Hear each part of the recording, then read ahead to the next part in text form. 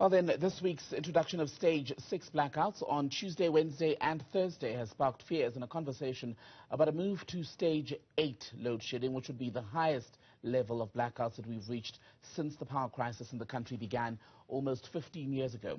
Let's talk about the situation with energy expert Roger Lilley, who's joining now to discuss this latest briefing. Roger, grateful for your time. Let's pick up right there with Jan Obelhoser saying that we're not headed for a total blackout. Do you believe that assurance? Yes, I believe that assurance because that's the whole purpose of load shedding, is to match the load to whatever is available from a generation point of view. So that's what load shedding does. It matches the load to the generating capacity. At the moment, to be at stage 6 is very serious. Anything above stage 4 is serious.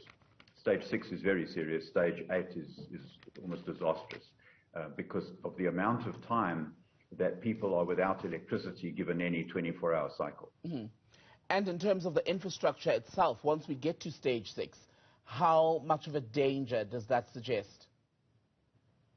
Well, that's the point. The infrastructure obviously is aging and is troublesome. It requires continuous maintenance and ongoing support and repairs and so on. And with the labour dispute and the absenteeism of people who have been trained and authorised to work on that equipment, of course now that's not being done. So electricity is not being generated at those power stations and is not reaching you and I and our homes and businesses.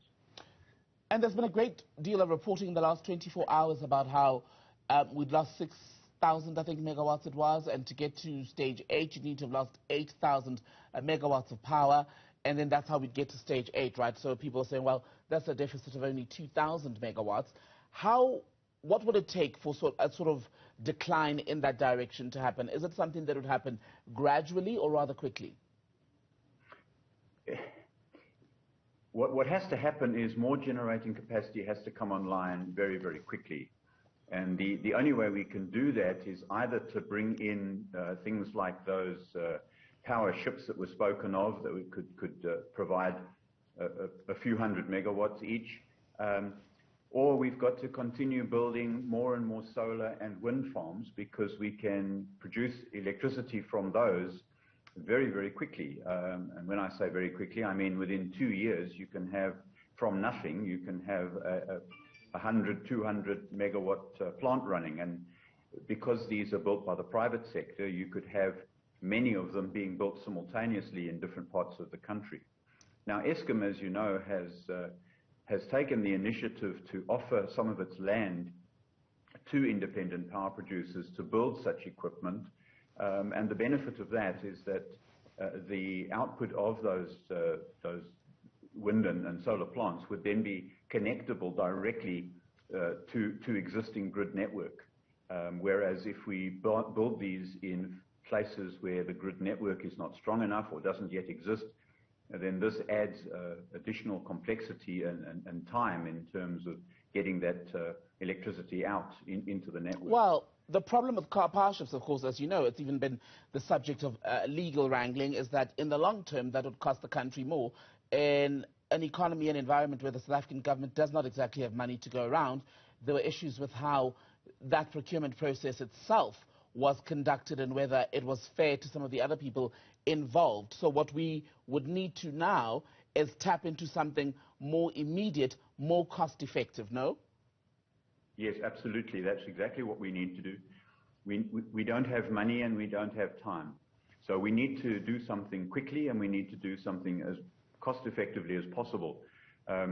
Yes, you're right. There are companies who claim to be able to supply us with electricity from gas. The question that's in everyone's mind is, do we really have a sufficient quantity of gas that we can depend on in terms of starting something like that and then continuously powering it from gas? Do we have a gas supply that we can rely on? I'm not sure that we do. Mm-hmm. So that is a concern going forward. So if Eskom's wage offer is rejected by the two unions, I'm not saying that it will, what would the entity be able to do to keep the lights on, given that just this week we've seen an escalation to stage 6? You see, it's very difficult. On the one hand, you look at the situation and you say, well, this is an unprotected strike because power stations in South Africa are deemed to be key points, which means that the employees who work there are forbidden to strike. Now, in that case, then surely the right thing to do is simply dismiss them. That they're not at work, they've stayed away, so now you fire them and you replace them. But of course, it's not as easy as that, because these people have been properly trained and they are authorized to work on the equipment. They're not replaceable quickly or easily. So what do? We're reliant on them coming back to work. And the only way forward is, of course, for negotiations to continue and be successful. I think this matter needs to go far higher than simply between the labour union and Eskom. This discussion should be happening at Parliament level, because this is very serious. You cannot hold the country to ransom in this way. And if you look back in history at other parts of the world where unions tried to do that, you will see how much damage was caused. And well, I think, for example, in the United Kingdom, where finally the Prime Minister of the day actually moved in to the situation and stopped the unions, or removed the unions' power to be able to manipulate the situation like that. And, to be fair though, Roger, in all yeah. fairness to the workers, these are workers who, like others in various parts of the world, including even in the UK, where we've seen a massive strike, the largest targeting its railway sector, are battling with a cost of living crisis where people can't afford to keep roofs over their head, they can't pay school fees, they can't get basics done. So to say they must sacrifice their well-being for the bigger picture seems slightly unfair, especially in our context where an entity such as Eskom was broken by the higher-ups who allegedly took money for their own benefit. So they're not exactly being unreasonable, are they? Entirely? Yeah. It's very difficult to answer that question. I have no idea what the average worker at Eskom earns. And when they're asking for a 12% salary increase, I have no idea what that means in rands and cents terms, both for the utility as well as for the specific worker. But it's true that cost of living has spiraled out of control. It's also true that the workers on the ground, by and large, are not responsible for the state that Eskom finds itself in. And hence, my argument, this is something that has to be sorted out at government level, because the government really, firstly, own Eskom and have the responsibility to provide electricity to South Africa in terms of the Constitution. And secondly, they're the only ones with the power to actually control the labour unions. So, right. The problem is Eskom is cash-strapped.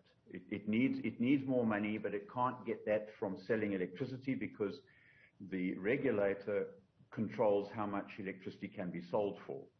Now, if we simply increase the price of electricity, all we're going to do is push inflation up, which will push the cost of living up, which will mean more salary increases, and so you go around in this vicious circle. Roger Lilley, thank you so much for your time. We're unfortunately out of time, but I'm sure we'll chat again soon. Thank you.